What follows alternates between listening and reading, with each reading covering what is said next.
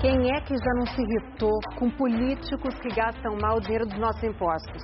Mas quantos de nós fazemos algo de concreto para mudar isso? Você vai conhecer agora brasileiros que partiram para a ação. Para dar de comer à família, Daniele rala muito, a semana inteirinha tosando o cachorro. Por isso é que ficou furiosa com essa história de político comer de graça. A gente não é obrigado a pagar café da manhã, almoço e janta. Ele já tem um salário bom para isso. Mais brava ainda ficou quando viu a foto do deputado estadual em quem ela votou num outdoor imenso. Foi em Campo Largo, no Paraná, onde ela mora. Ele fez promoção pessoal em cima disso, mas foi tudo com dinheiro público. O pavio dela encurtou mesmo quando alguém lhe disse que a ex-mulher do deputado Alexandre Guimarães arranjou uma boquinha no Detran. A gente não é escravo de político, o político é nosso empregado. Foi se informar se podia fazer algo e descobriu que podia sim. Para você entrar com uma ação popular só basta ter o título de eleitor e vontade, e não ter medo. Aí arregaçou as mangas. Também não pode chegar no judiciário para fazer fofocas, tem que ter prova. Aí, no dia que eu cheguei lá, ela chegou 11 horas da manhã para trabalhar. E você fotografou? Fotografei. A ação popular com foto e tudo deu certo. O juiz suspendeu a nomeação da ex-mulher do deputado. A gente acabou vendo que teve uma consequência prática e acabou empolgando a Daniele, né? E a gente foi para uma segunda ação, que foi a ação dos outdoors. E foi outra vitória, o juiz mandou retirar os outdoors. Aí ela se empolgou de vez. Pediu todas as notas de despesas com alimentação do deputado. A lei de acesso à informação existe para isso, mas não quiseram dar. Você não pôde fazer cópia? Não, O que nem pagando. O que disseram? Que ninguém nunca tinha feito isso, eles não sabiam como lidar com a situação e que se eu quisesse era para levar um scanner de mão, mas eu não tenho, né, ou tirar foto de todas. Aí você tirou de uma celular? Uma por uma. Quantas notas eram? Umas 3 mil. A gente chegou lá 8 horas da manhã, saímos de lá 4 horas da tarde fotografando as notas. A trabalheira rendeu outra ação. Daniele anexou notas como esta, em que aparece uma refeição às 4h49 da madrugada, supostamente em atividade parlamentar. E ainda estava com carimbo da Comissão de Tomada de Contas da Assembleia Legislativa do Paraná. O jantar às 4 horas da madrugada no centro de Curitiba condiz com a atividade parlamentar? A Comissão de Tomada de Contas não sabe que horas o parlamentar... Mas está na nota fiscal. Na nota fiscal está lá o horário do jantar e o despesa. O deputado apresenta a nota fiscal, não sei que hora que ele jantou, não sei que hora que ele saiu, ele apresentou a nota. Está regulamentada pela resolução. Para vocês está valendo, então? Para nós está valendo. Mas, enquanto a ação não chega ao final, a Justiça mandou bloquear os bens do presidente da Comissão de Tomada de Contas, que aprovou as notas, e também os bens do deputado Alexandre Guimarães, até o valor total das despesas, R$ 47.940,12. O Fantástico procurou por ele no gabinete, mas foi um assessor que nos recebeu. E ele não realmente não. É o posicionamento final, é que ele prefere não falar, a não ser a nota, né? Tá bom. Em nota, o deputado diz que a ação de Daniele é fraudulenta e que vai processá-la. Ele foi à tribuna protestar. As informações obtidas do portal da Transparência da Assembleia foram adulteradas. Isso é crime. Isso é fraude. Quanto a essa guria, eu já tenho um BO, eu já tenho ação contra danos morais. Quando a gente percebeu que o deputado começou, ao invés de se redimir, começou a entrar com processos contra ela, retalhando, atacando, pedimos em juízo para figurar no polo da demanda. Então nós entramos na briga juntos. Foi o maior incentivo, né? O Cir Carvalho vir até aqui conversar comigo. Nossa, Senhora. Porque eu não sabia que ia dar tanta repercussão assim. O homem que veio oferecer ajuda a Daniele já recebeu 22 ameaças de morte. Cir Carvalho é a única cara conhecida da equipe secreta de uma ONG, o Vigilantes da Gestão. Nós temos mais de 100 pessoas trabalhando no Vigilantes e não temos ninguém. Porque exatamente esse é o nosso segredo. Nós temos que ser virtuais, nós temos que ser invisíveis.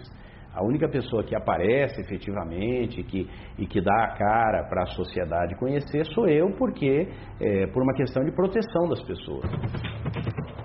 desse escritório, no centro de Curitiba, CIR coordena mais de 600 investigações pelo país afora. Vai desde uma recomendação a um prefeito para parar uma licitação ilegal, até uma ação civil pública contra um determinado empreendimento feito com o conluio de agente público. Uma das mais importantes é a da licitação do lixo de Cascavel, no oeste do Paraná. Um negócio de 175 milhões de reais. O Vigilantes alertou o então prefeito que o edital tinha problemas. Em vão. O prefeito simplesmente continuou.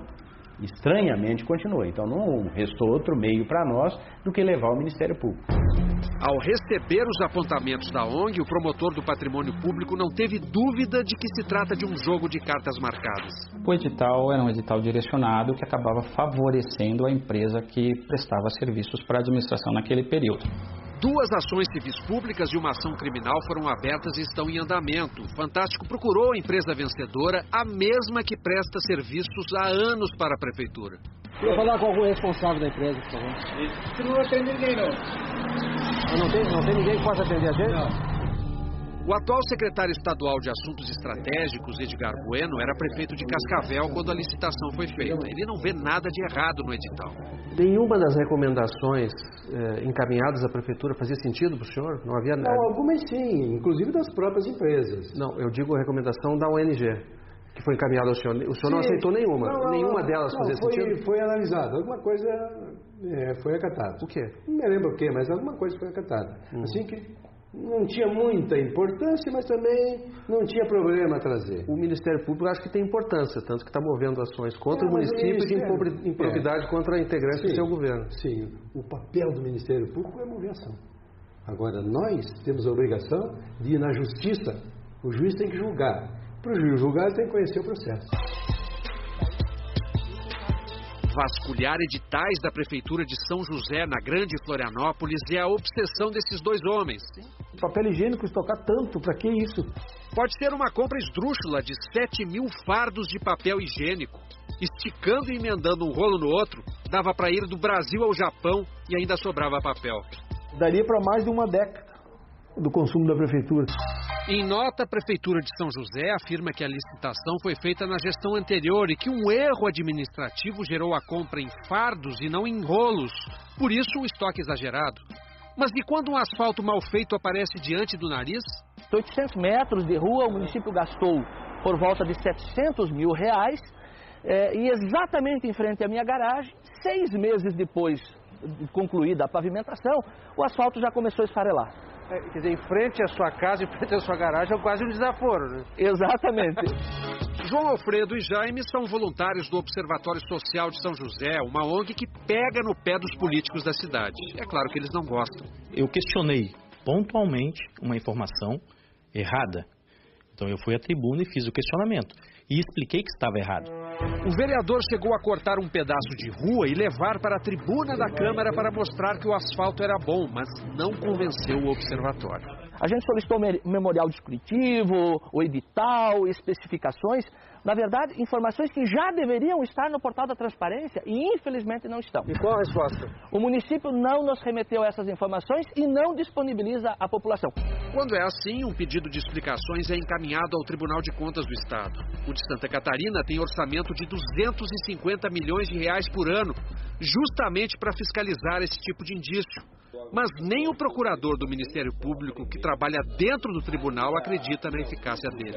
Os tribunais de contas brasileiros hoje, né, ou a maior parte deles, pelo menos, são instituições absolutamente capturadas pelo que há de pior na política brasileira. Para ele, iniciativas da sociedade civil, sejam individuais ou de ONGs como o Observatório de São José, é que podem virar o jogo contra a corrupção. Em 20 anos de atividade pública, de controle público, né, é a primeira novidade realmente alvissareira que eu enxergo, né, surgindo no horizonte do controle público.